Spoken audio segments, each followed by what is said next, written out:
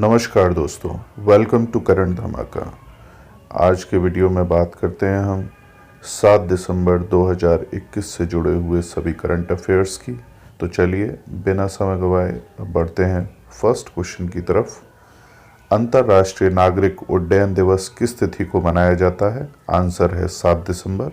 चलिए जान लेते हैं इस क्वेश्चन से जुड़े हुए कुछ अन्य तथ्यों के बारे में। हर साल अंतर्राष्ट्रीय नागरिक उड्डयन दिवस 7 दिसंबर को मनाया जाता है। यह संयुक्त राष्ट्र और कई अन्य अंतर्राष्ट्रीय संगठनों द्वारा मनाया जाता है। अंतर्राष्ट्रीय नागरिक उड्डयन दिवस 2021 की थीम के बारे में जान लेते हैं। 2021 में अंतर्राष्ट्रीय नागरिक उड्डयन दिवस निम्नलिखित विषय के तहत मनाया गया है। Advancing innovation for global aviation development. चलिए अब जान लेते हैं ICAO यह दिवस क्यों मनाता है। ICAO की फुल फॉर्म है इंटरनेशनल सिविल एविएशन ऑर्गेनाइजेशन। अंतर्राष्ट्रीय नागरिक उड्डयन पर कन्वेंशन पर हस्ताक्षर करने के उपलक्ष्य में यह दिन मनाता है।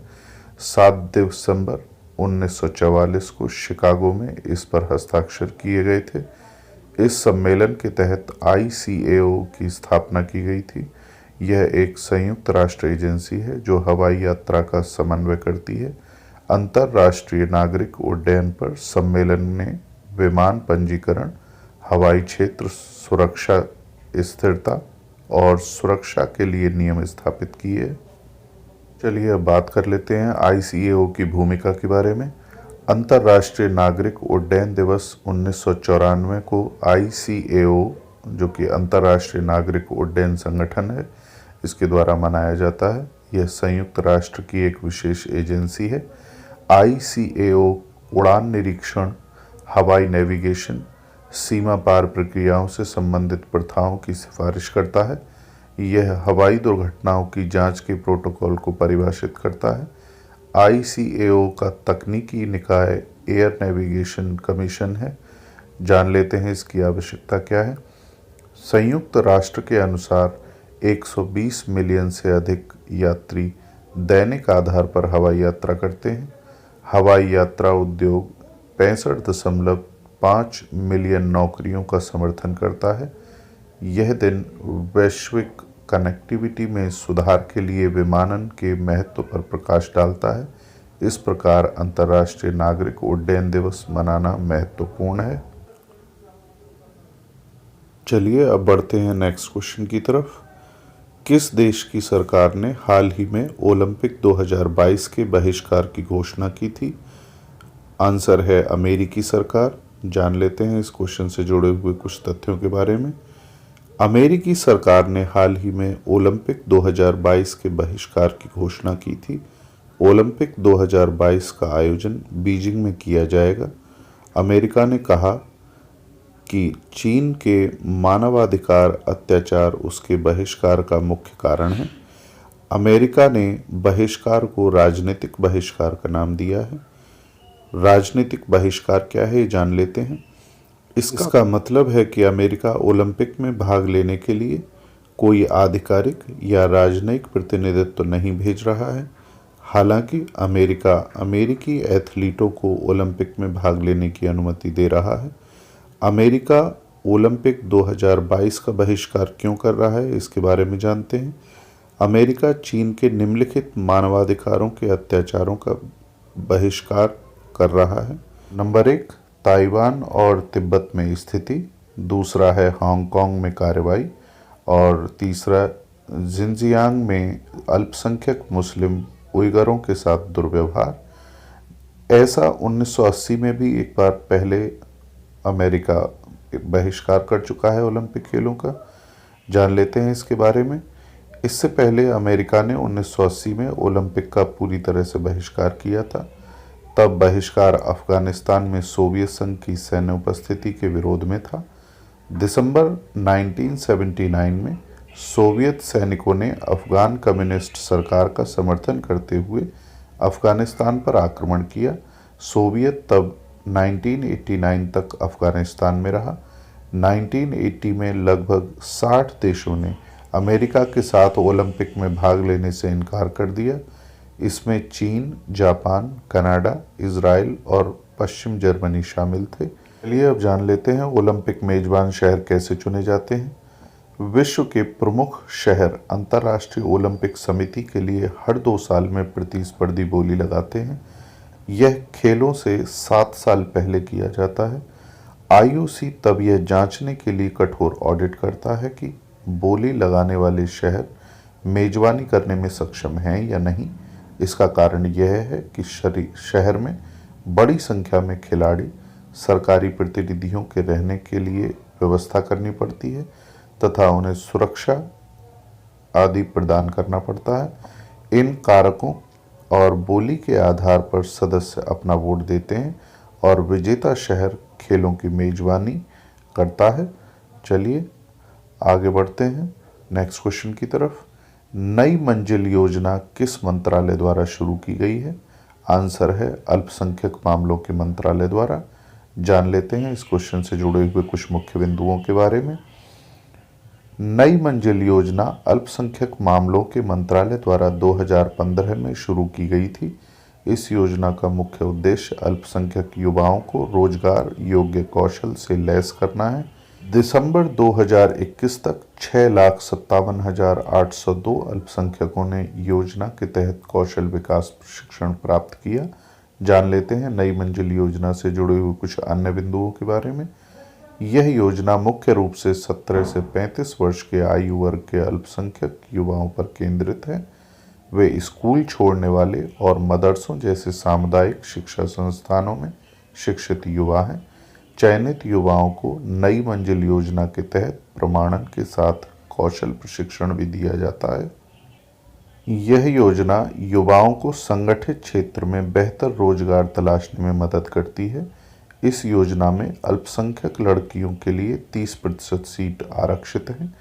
इसका मुख्य लक्ष्य देश की मानव संसाधन क्षमता को बढ़ाने में योगदान देना है।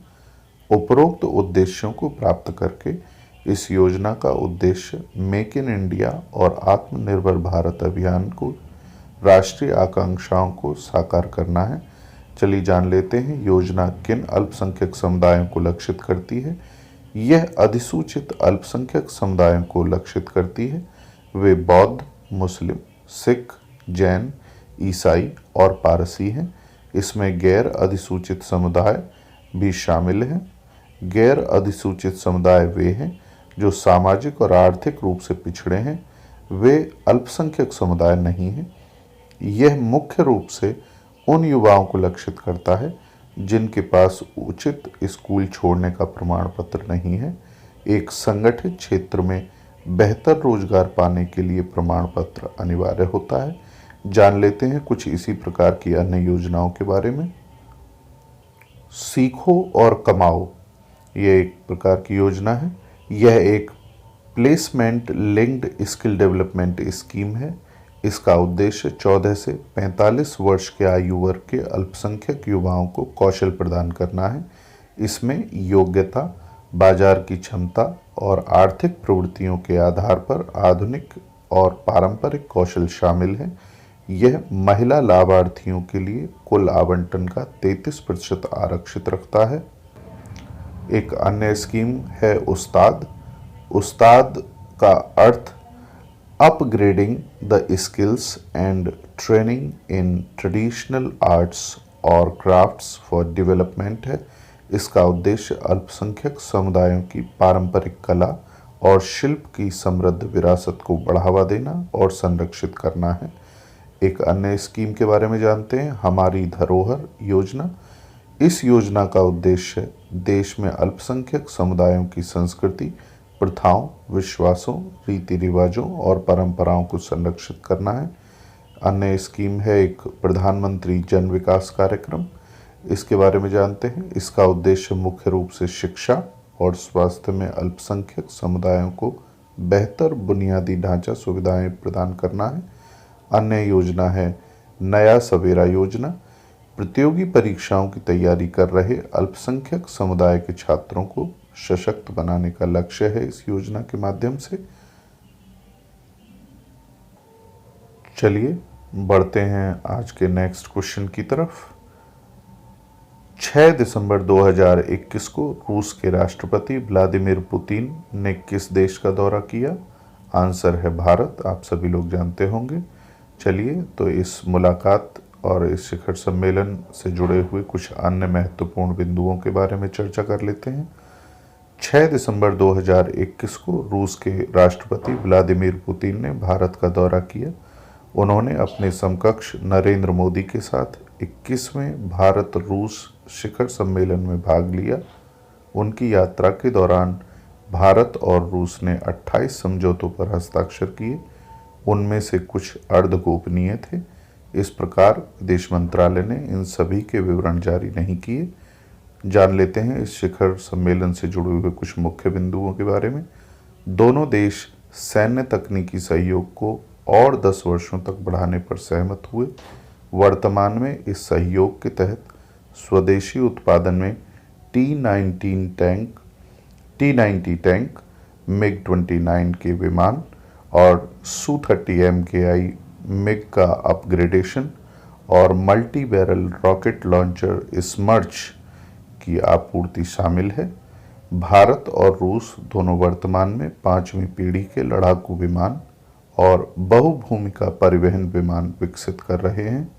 भारतीय रिजर्व बैंक और बैंक ऑफ रशिया ने साइबर हमलों का जवाब देने के लिए समझौतों पर हस्ताक्षर किए। नेताओं ने सहमति व्यक्त की कि दोनों देश अफगानिस्तान की स्थिति पर समान दृष्टिकोण साझा करते हैं। वे अफगानिस्तान पर कार्रवाई के लिए बनाए गए एक द्विपक्षीय रोड मैप को लागू करने पर सहमत हुए। सैन्य और सैन्य तकनीकी सहयोग पर अंतर सरकारी आयोग का आयोजन किया गया। यह आयोग 2000 में स्थापित किया गया था। जान लेते हैं शिखर सम्मेलन के दौरान कौन कौन सी मुख्य चर्चाएं हुई।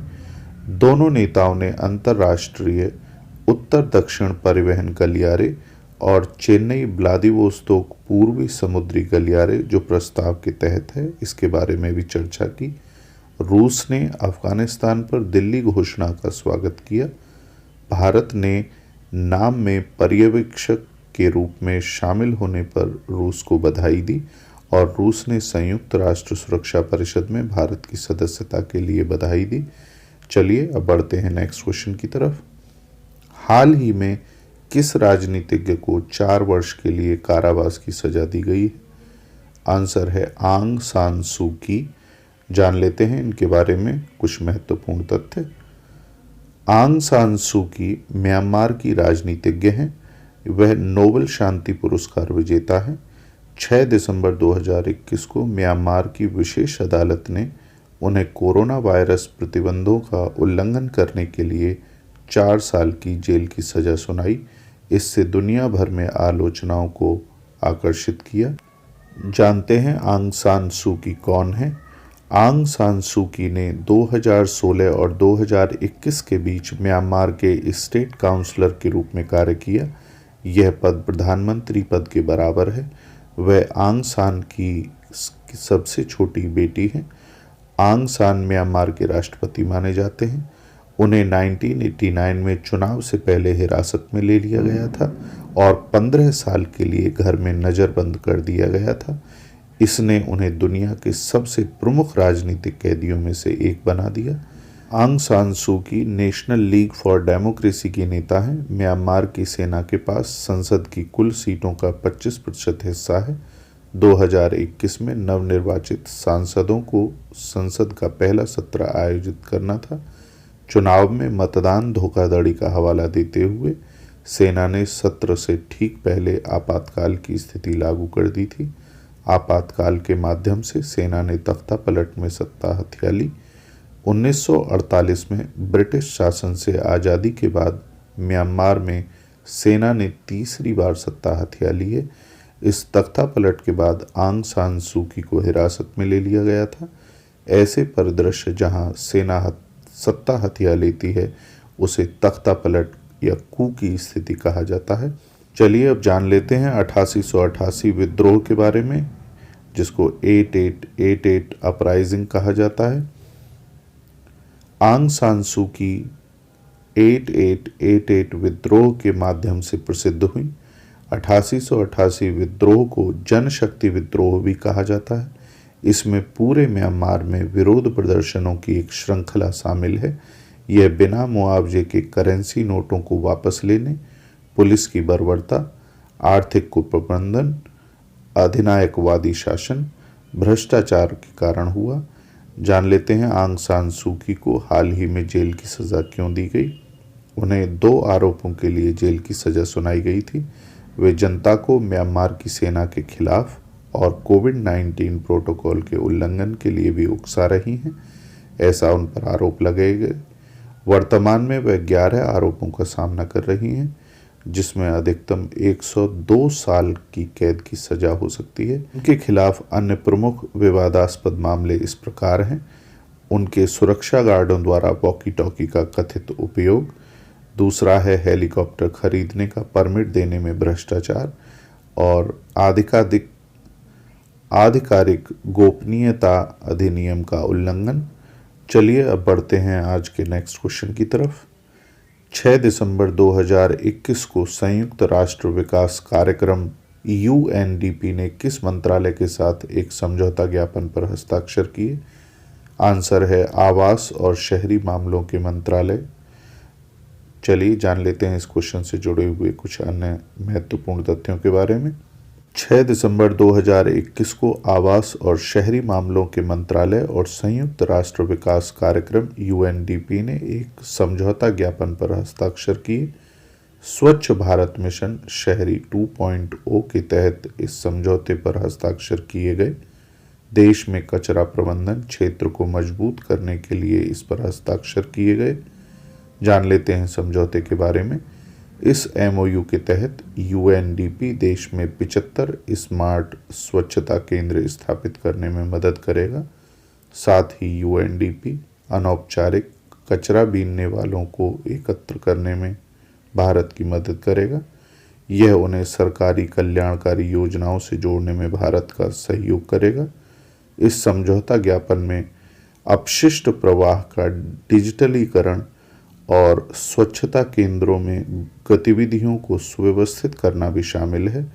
यह स्वच्छ भारत मिशन शहरी 2.0 के तहत अपनाए गए उपायों में मशीन लर्निंग और आर्टिफिशियल इंटेलिजेंस के उपयोग को प्रोत्साहित करेगा। इस समझौता ज्ञापन के अनुसार UNDP ठोस अपशिष्ट प्रबंधन और प्रयुक्त जल प्रबंधन में भारत की सहायता करेगा। साथ ही UNDP भारत को कचरा प्रबंधन के लिए टिकाऊ मॉडल को बढ़ावा देने और दोहराने में मदद करेगा। चलिए अब जान लेते हैं कि इस समझौते पर हस्ताक्षर क्यों किए गए। यह समझौता ज्ञापन स्वच्छ भारत मिशन शहरी 2.0 को अपने शून्य अपशिष्ट लक्ष्य को प्राप्त करने में मदद करेगा।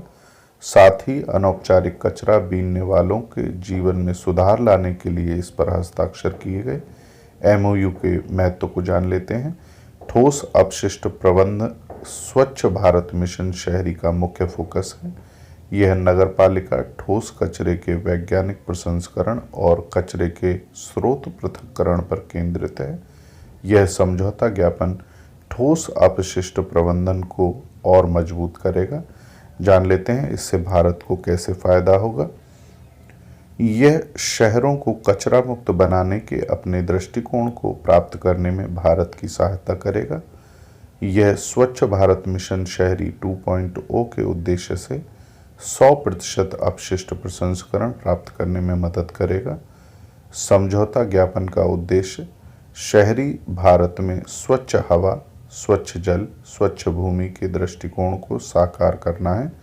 इसे 3R, ये R हैं रिड्यूस, रीयूज और रिसाइकल सिद्धांत पर आधारित सर्कुलर अप्रोच के जरिए हासिल किया जाएगा। UNDP ने अब तक स्वच्छ भारत मिशन की कैसे मदद की है, जान लेते हैं इसके बारे में। UNDP ने 2018 से 82,000 मीट्रिक टन प्लास्टिक के प्रसंस्करण की सुविधा प्रदान की है। इसने भारत को 20 स्वच्छता केंद्र या सामग्री पुनर्प्राप्ति सुविधाएं स्थापित करने में मदद की है। नीति आयोग के साथ UNDP ने सतत शहरी प्लास्टिक अपशिष्ट प्रबंधन पर एक पुस्तिका विकसित की। यह स्वच्छ भारत मिशन शहरी की मुख्य चुनौती को समझने पर अंतर्दृष्टि प्रदान करती है, जो कि अपशिष्ट प्रबंधन सेवाएं प्रदान करने पर शहरी स्थानीय निकायों पर बल देती है। चलिए बढ़ते हैं आज के नेक्स्ट क्वेश्चन की तरफ। इमेजिंग एक्सरे पोलैरिमेट्री एक्सप्लोरर, जिसे IXPE मिशन भी बोल देते हैं, यह किस अंतरिक्ष एजेंसी से संबंधित है? आंसर है नासा।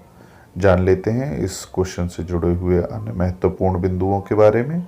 इमेजिंग एक्सरे पोलैरिमेट्री एक्सप्लोरर को IXPE कहा जाता है। यह नासा की अंतरिक्ष वेधशाला है। इसमें 3 समान टेलीस्कोप हैं जो ब्रह्मांडीय एक्सरे के ध्रुवीकरण को मापती हैं। IXPE मिशन के बारे में थोड़ा सा डिटेल में जान लेते हैं। यह मिशन खगोलीय पिंडों का अध्ययन करता है। यह neutron stars, black hole, pulsar, magnetars, सुपरनोवाल अवशेष, क्वासर और सक्रिय परमाणुगांगेय नाभिक के चुंबकीय क्षेत्र को मैप करता है। यह पहला उपग्रह मिशन है जो विभिन्न ब्रह्मांडीय स्रोतों से एक्सरे के ध्रुवीकरण को मापने के लिए समर्पित है। IXPE मिशन को नासा के स्मॉल एक्सप्लोरर प्रोग्राम द्वारा विकसित किया गया था। इस मिशन की लागत 188 मिलियन अमेरिकी डॉलर है। इस मिशन का मुख्य लक्ष्य उच्च ऊर्जा खगोल भौतिकीय प्रक्रियाओं और उनके स्रोतों को समझना है। IXPE मिशन के उद्देश्य विज्ञान से रिलेटेड क्या हैं, जान लेते हैं। नंबर 1, विशिष्ट ब्रह्मांडीय एक्सरे स्रोतों की विकिरण प्रक्रियाओं को निर्धारित करना। दूसरा, चरम वातावरण में सामान्य सापेक्षतावादी और क्वांटम प्रभावों का पता लगाना। जान लेते हैं IXPE मिशन द्वारा किए गए अध्ययनों के बारे में। यह मिशन निम्न विषयों पर अध्ययन करेगा। सबसे पहले जान लेते हैं पल्सर के बारे में, जिसका यह अध्ययन करेगा। पल्सर घूमने वाले तारे हैं। वे अपने चुंबकीय ध्रुवों से विद्युत चुंबकीय विकिरण उत्सर्जित करते हैं। जान लेते हैं सक्रिय गांगेय नाभिक, जिसके बारे में यह अध्ययन करने वाला है। यह आकाशगंगा के केंद्र में एक सघन क्षेत्र है। इसके विद्युत चुंबकीय स्पेक्ट्रम के कुछ हिस्से में इसकी सामान्य चमक से अधिक है। इन्हें radio, infrared, microwave, optical, x ray और गामा रे वेवबैंड में देखा जा सकता है।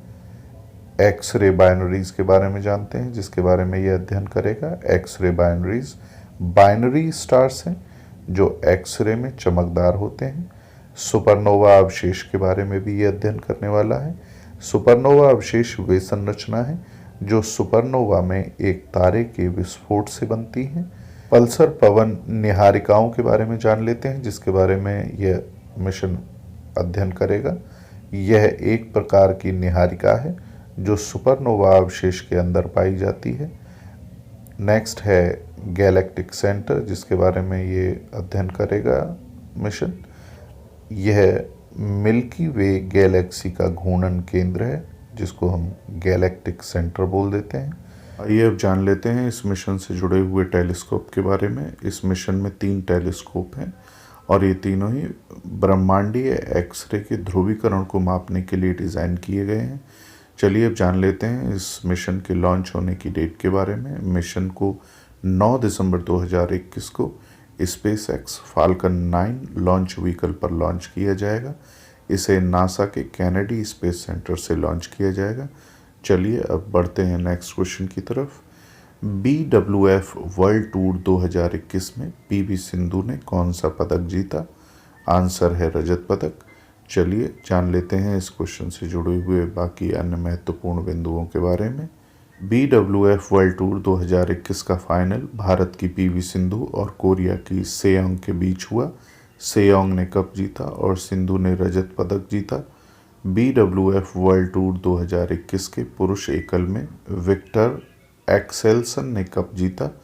BWF वर्ल्ड टूर के बारे में कुछ महत्वपूर्ण बिंदुओं के बारे में जान लेते हैं।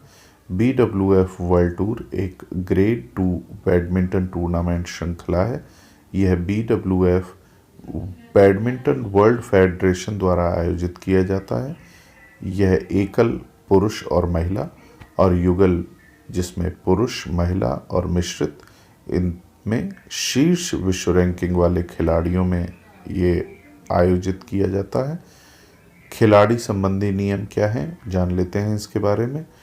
टूर्नामेंट शीर्ष 15 एकल खिलाड़ियों और शीर्ष 10 डबल जोड़ियों के बीच आयोजित किया जाता है। यदि कोई खिलाड़ी खेलने में विफल रहता है तो BWF प्रति इवेंट $5,000 का जुर्माना लगाता है। हालांकि एक वैध चिकित्सा प्रमाणन इस जुर्माने से छूट देगा। ये नियम सेवानिवृत्त और निलंबित खिलाड़ियों पर लागू नहीं होते हैं। चलिए जान लेते हैं BWF विश्व रैंकिंग के बारे में। यह रैंकिंग BWF द्वारा बनाई गई है। यह खिलाड़ियों को रैंक करने के लिए BWF टूर्नामेंट, ग्रीष्मकालीन ओलंपिक खेलों और विश्व चैंपियनशिप का उपयोग करता है। वर्तमान में डेनमार्क के विक्टर एक्सेल्सन पुरुष एकल में शीर्ष स्थान पर हैं।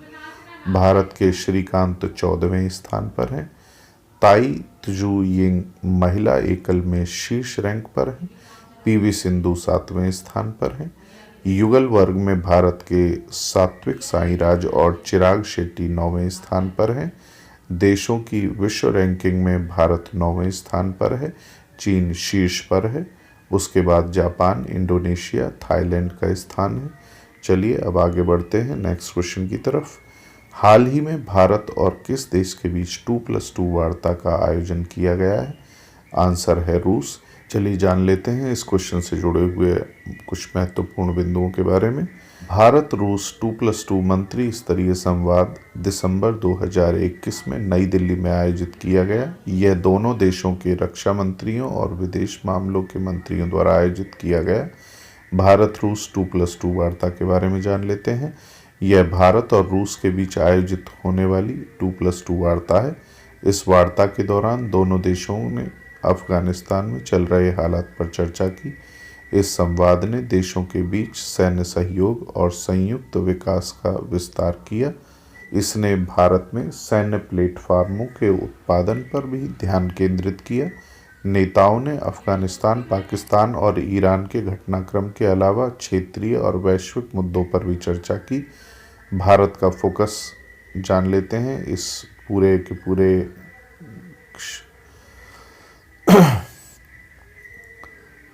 अब जानते हैं इस पूरी शिखर वार्ता में भारत का फोकस किस चीज़ पर रहा। इस वार्ता में भारत का फोकस इस प्रकार है। भारत का लक्ष्य मध्य एशिया में अधिक से अधिक जुड़ाव का है। आत्मनिर्भरता भारत को प्राप्त करनी है एवं स्वतंत्र और खुला हिंद प्रशांत क्षेत्र भी मुख्य फोकस में है। चलिए जान लेते हैं किन समझौतों पर हस्ताक्षर हुए हैं। इस बातचीत के दौरान भारत ने रूस के साथ 6 लाख से अधिक AK-203 राइफल खरीदने का अनुबंध किया। इस समझौते पर भारत रूस राइफल्स प्राइवेट लिमिटेड कार्यक्रम के तहत हस्ताक्षर किए गए थे।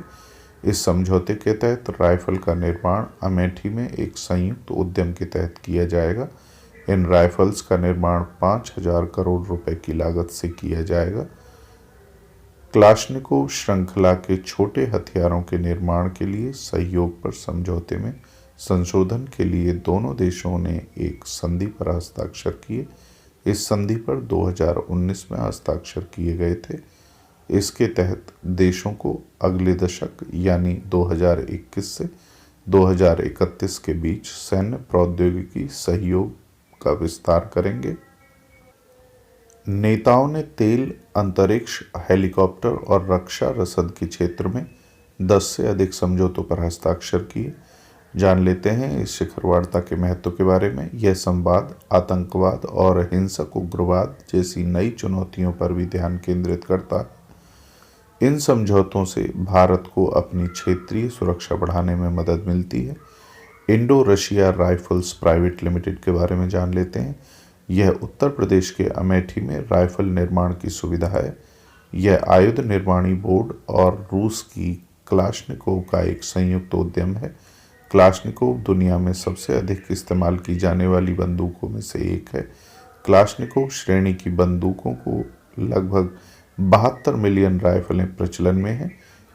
AK-47 भी क्लाशनिकोव श्रेणी की बंदूक है।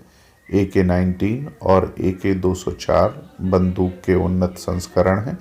AK-203 SIG-716 के साथ भारत की AK-47 और इंसास राइफलों की जगह लेगा। SIG-716 America based SIG saver द्वारा निर्मित है। चलिए बढ़ते हैं अगले प्रश्न की तरफ। हाल ही में किस राज्य में प्रोजेक्ट रीहैब लॉन्च किया गया है? आंसर है असम। जान लेते हैं इस क्वेश्चन से जुड़े हुए कुछ मुख्य बिंदुओं के बारे में। प्रोजेक्ट रीहैब का अर्थ है reducing elephant human attacks using बीज।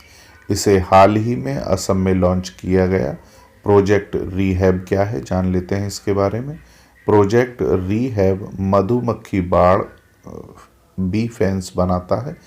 इन बाड़ों में मधुमक्खियां मानव बस्तियों में हाथी के हमलों को विफल करती हैं। वे हाथियों को बिना नुकसान पहुंचाए रोकती हैं। बाड़ लगाने या खाई खोदने की तुलना में यह अत्यधिक प्रभावी लगता है। साथ ही यह प्रोजेक्ट शहद का उत्पादन बढ़ाता है और किसान की आय में वृद्धि करता है। इसके अलावा यह परियोजना वन आवरण को पुनर्जीवित करके जलवायु परिवर्तन के मुद्दों को हल करने में मदद करती है। जान लेते हैं यह प्रोजेक्ट कैसे काम करता है। इस परियोजना के तहत मधुमक्खी के बक्सों को मानव आवास के परिसर में रखा गया है। जिस बस्ती को संरक्षित किया जाना है उसके चारों ओर लगभग 15 से 20 मधुमक्खी के बक्से रखे जाते हैं। मधुमक्खियों की भिनभिनाहट हाथियों को सबसे ज़्यादा परेशान करती है। उन्हें डर होता है कि मधुमक्खियां उन्हें उनकी सूंड और आंखों में डंक मार सकती हैं और इसलिए वे बक्सों के आगे नहीं जाते हैं। क्रियान्वयन एजेंसी के बारे में बात करते हैं जो इस पूरी स्कीम का, इस पूरे के पूरे प्रोजेक्ट को संचालित कर रही है। प्रोजेक्ट रीहैब खादी और ग्रामोद्योग आयोग द्वारा कार्यान्वित की जाती है। KVIC खादी और ग्रामोद्योग अधिनियम 1956 के तहत स्थापित एक वैधानिक निकाय है। KVIC का मुख्य कार्य ग्रामीण क्षेत्रों में ग्रामोद्योग के विकास के लिए कार्यक्रमों की योजना बनाना, बढ़ावा देना, व्यवस्थित करना और कार्यान्वित करना है। परियोजना की आवश्यकता के बारे में जान लेते हैं। 2014 और 2019 के बीच हाथी मानव संघर्ष के कारण लगभग 403 मौतें हुई। ओडिशा में 397, झारखंड में 349, असम में 332, कर्नाटक में 170 और छत्तीसगढ़ में 289 मौतें हुई। साथ ही पिछले 5 वर्षों में अकेले मानव हाथी संघर्ष में लगभग 500 हाथियों की भी मृत्यु हुई। चलिए अब बढ़ते हैं नेक्स्ट क्वेश्चन की तरफ। भारत और मालदीव के बीच आयोजित होने वाले संयुक्त सैन्य अभ्यास का क्या नाम है? आंसर है एक्वेरिन अभ्यास। चलिए अब जान लेते हैं इस क्वेश्चन से जुड़े हुए कुछ मुख्य बिंदुओं के बारे में। एक्वेरिन अभ्यास भारत और मालदीव के बीच आयोजित किया जाने वाला एक संयुक्त सैन्य अभ्यास है। यह भारत और मालदीव की सेनाओं के बीच आयोजित किया जाता है। कुछ एक्वेरिन अभ्यास से जुड़े हुए मुख्य तथ्यों के बारे में डिटेल में जान लेते हैं। धिवेही भाषा में एक्वेरिन का अर्थ है मित्र। यह एक इंडो आर्यन भाषा है। यह भारत, लक्षद्वीप और मालदीव में बोली जाती है। यह अभ्यास 2008 से भारत और मालदीव के बीच आयोजित किया जा रहा है। 2019 में अभ्यास पुणे, महाराष्ट्र में आयोजित किया गया था और 2018 में यह मालदीव में आयोजित किया गया था। एक्वेरिन 2021 के बारे में जान लेते हैं। 2021 का एक्वेरिन अभ्यास मालदीव में आयोजित किया गया। यह अभ्यास भारत और मालदीव के सशस्त्र बलों के बीच अंतर संचालन को बढ़ाने पर केंद्रित था। इसमें काउंटर इंसर्जेंसी और काउंटर टेररिज्म ऑपरेशन भी शामिल थे। 2021 में इस संयुक्त अभ्यास ने द्विपक्षीय और रक्षा संबंधों को बढ़ाने के लिए खेल और सांस्कृतिक गतिविधियों का भी आयोजन किया। एक्वेरिन अभ्यास की क्या आवश्यकता है इसके बारे में जान लेते हैं। हिंद महासागर की भारत की नीति मॉरिशस, मालदीव, सेशेल्स और श्रीलंका को सुरक्षा और राजनीतिक स्थिरता प्रदान करने के इर्द गिर्द केंद्रित है। इसके साथ ही भारत का लक्ष्य इस क्षेत्र में चीन के बढ़ते प्रभाव का मुकाबला करना है। जान लेते हैं इस अभ्यास से होने वाले लाभ के बारे में। इस अभ्यास से सेनाओं को एक दूसरे के अभ्यास और प्रक्रियाओं को समझने में मदद मिलती है। यह भाषा की बाधाओं को दूर करने में मदद करता है। तो ये थे 7 दिसंबर 2021 से जुड़े हुए सभी करंट अफेयर्स। पसंद आए हो तो प्लीज़ लाइक करें, शेयर करें, सब्सक्राइब करें और बेल आइकन को प्रेस करें। मिलते हैं नेक्स्ट वीडियो में। तब तक के लिए नमस्कार, धन्यवाद।